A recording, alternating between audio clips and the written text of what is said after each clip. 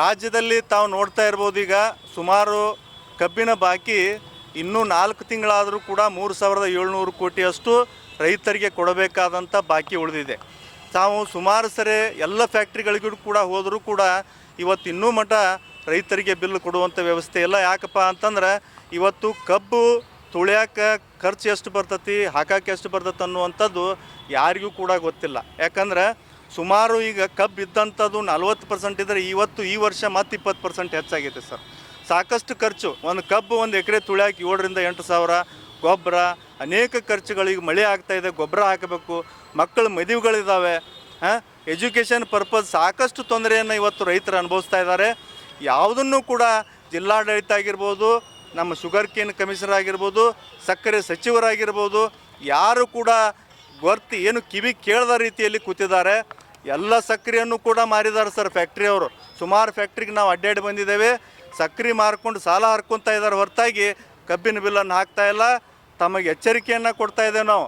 ತಾವು ಇದೇ ರೀತಿ ಮುಂದುವರೆದ್ರೆ ಕಬ್ಬಿನ ಫ್ಯಾಕ್ಟ್ರಿಗಳನ್ನು ಮುಚ್ಚಬೇಕಾಗತ್ತೆ. ಯಾಕಂದ್ರೆ ತಾವು ಅರ್ಥ ಮಾಡ್ಕೋಬೇಕು, ಇವತ್ತು ರೈತರು ಸಂಕಷ್ಟದಲ್ಲಿದ್ದಾಗ ರೈತರು ಸುಸೈಡ್ ಮಾಡ್ಕೊತ ಪರಿಸ್ಥಿತಿ ಬಂದಿದೆ. ತಾವು ಎಚ್ಚೆತ್ತುಕೊಂಡು ರಾಜ್ಯ ಸರ್ಕಾರ ಆಗಿರ್ಬೋದು, ಜಿಲ್ಲಾಡಳಿತ ಆಗಿರ್ಬೋದು, ಶುಗರ್ ಕೇನ್ ಕಮಿಷನರ್ ಆಗಿರ್ಬೋದು, ಇಮಿಡಿಯೇಟಾಗಿ ಸಕ್ಕರೆ ಬಿಲ್ಲನ್ನು ಹಾಕಲಿ. 1 ವಾರ ಗಡುವನ್ನು ತೊಗೊಂಡಿದ್ದರು, 1 ವಾರ ಅಲ್ಲಿ 15 ದಿವಸ ಆದರೂ ಕೂಡ ಇನ್ನೂ ಹಾಕಿಲ್ಲ. ಇದೇ ರೀತಿ ಮುಂದುವರೆದರೆ ಇಡೀ ರಾಜ್ಯಾದ್ಯಂತ ಹಳ್ಳಿಗಳಿಂದ ರೈತರು ಬಂದು ಜಿಲ್ಲಾಧಿಕಾರಿಗಳ ಆಫೀಸು ಮತ್ತು ನಮ್ಮ ಶುಗರ್ ಕೇನ್ ಕಮಿಷನರ್ ಆಫೀಸನ್ನು ಬಂದ್ ಮಾಡಬೇಕಾಗ್ತದೆ ಅಂತೇಳಿ ತಮ್ಮ ಮುಖಾಂತರ ಎಚ್ಚರಿಕೆಯನ್ನು ಕೊಡ್ತಾ ಇದ್ದೇವೆ. ಸುಮಾರು ಎಲ್ಲ ಫ್ಯಾಕ್ಟ್ರಿ ಉಳಿದಿದ್ದಾವೆ ಸರ್. ಒಂದು ಅರ್ಧ ಹಾಕಿದ್ದಾರೆ. ಈಗ ನಾವು ಒಂದು ಸೋಮೇಶ್ವರ ಸಕ್ಕರೆ ಕಾರ್ಖಾನೆ ಅಂತ ಹೇಳ್ತೇನೆ ನಿಮಗೆ. 2,18,000 ಕಬ್ಬು ನುಡಿಸಿದ್ದಾರೆ ಸರ್. ಅದರಲ್ಲಿ 1,06,000 ಟನ್ನಿಂದ ಹಾಕಿದ್ದಾರೆ. 1,12,000 ಟನ್ನಿಂದ ಬಾಕಿ ಇದೆ ಸರ್. ಸುಮಾರು 37 ಕೋಟಿ ಬಾಕಿ ಐತೆ ಸರ್. ಅದೊಂದೇ ಫ್ಯಾಕ್ಟ್ರಿ, ಒಂದು ಸಣ್ಣ ಫ್ಯಾಕ್ಟ್ರಿದು ಹೇಳತ್ತೇನೆ ನಾನು ನಿಮಗೆ. ಇದೇ ರೀತಿ ಎಲ್ಲ ಫ್ಯಾಕ್ಟ್ರಿಯಲ್ಲಿ ಸರ್ ಅರ್ಧಕ್ಕೆ ಹೆಚ್ಚು ಉಳಿದಿದ್ದಾವೆ ಸರ್ ಬಿಲ್.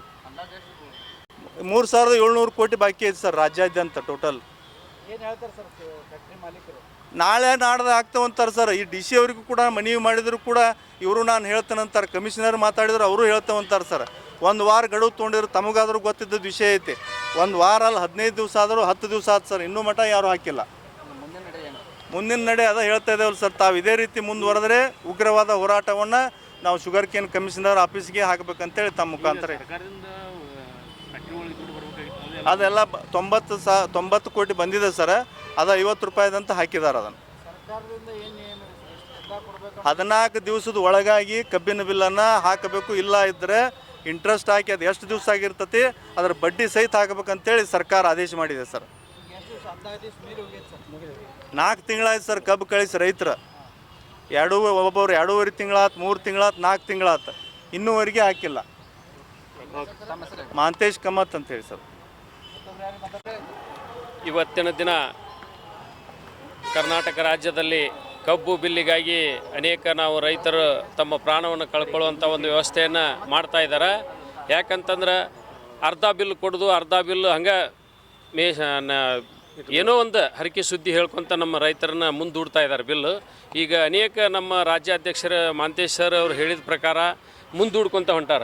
ಹೀಗಾಗಿ ರೈತರ ಆತ್ಮಹತ್ಯೆ ಮಾಡಿಕೊಳ್ಳುವಂಥ ಒಂದು ವ್ಯವಸ್ಥೆಗೆ ಬಂದೆವು ನಾವು. ಯಾಕಂದ್ರೆ ಈಗ ಸಕಲಾದ ಒಂದು ವ್ಯವಸ್ಥೆ ಕಬ್ಬು ಕಳಿಸಿ 4 ತಿಂಗಳಾದರೂ ಇವತ್ತು ಯಾವುದೂ ಬಿಲ್ ಕೊಡುವಂಥ ವ್ಯವಸ್ಥೆ ಮಾಡ್ತಾ ಇಲ್ಲ. ಇದೇ ರೀತಿ ಅವರು ಮುಂದುವರೆದ್ರೆ ಕಾನೂನಿನ ಪ್ರಕಾರ 14 ದಿವಸದೊಳಗೆ ಅವರು ಕೊಡುವಂಥ ವ್ಯವಸ್ಥೆ ಯಾವ ಫ್ಯಾಕ್ಟ್ರಿ ಅವರು ಮಾಡ್ಕೊಂಡು ಬಂದಿಲ್ಲ. ಆ ಕಾರಣದಿಂದ ಅವರು ಏನಾರ ಎಚ್ಚೆತ್ತುಕೊಂಡು ಸರ್ಕಾರ ಇರ್ಬೋದು, ಅಧಿಕಾರಿಗಳಿರ್ಬೋದು, ಫ್ಯಾಕ್ಟ್ರಿ ಮಾಲೀಕರು ಇರ್ಬೋದು, ಈ ರೈತರ ಒಂದು ವ್ಯವಸ್ಥೆಗೆ ಅವರು ಎಚ್ಚೆತ್ತುಕೊಳ್ಳದೆ ಹೋದ್ರೆ ಮುಂದಿನ ದಿನಮಾನದೊಳಗೆ ನಾವು ಉಗ್ರ ಹೋರಾಟವನ್ನು ಮಾಡಿ ನಾವು ಏನು ನ್ಯಾಯ ಸಿಗುವವರೆಗೂ ಹೋರಾಟ ಮಾಡುವಂಥ ವ್ಯವಸ್ಥೆಯನ್ನು ಈ ಬೆಳಗಾವಿದೊಳಗೆ ಮಾಡ್ತೀವಿ. ಅಲ್ಲ, ಸರ್ಕಾರದ ನಿಯಮಾವಳಿ ಪ್ರಕಾರ ಅವರೆಲ್ಲ ಮಾಡಬೇಕು. ಆದ್ರೆ ನಮ್ಮ ರೊಕ್ಕ ನಮಗೆ ಕೊಟ್ಟರೆ ಸಾಕು. ಮತ್ತು ಅವ್ರು ಏನೋ ಹೋರಾಟ ಮಾಡಿ ನಾವು ರೊಕ್ಕ ತೊಗೊಳ್ಳೋದಾದ್ರೆ ಆ ಕಾನೂನಿನ ಪ್ರಕಾರ ನಾವು ಬಡ್ಡಿ ಸಮೇತ ವಸೂಲಿ ಮಾಡುವಂಥ ವ್ಯವಸ್ಥೆಯನ್ನು ನಾವು ಮುಂದಿನ ದಿನಮಾನದೊಳಗೆ ಮಾಡೇ ಮಾಡ್ತೀವಿ. ಮುದುಕಣ್ಣ ಕಂಕೊಳ್ಳಿ.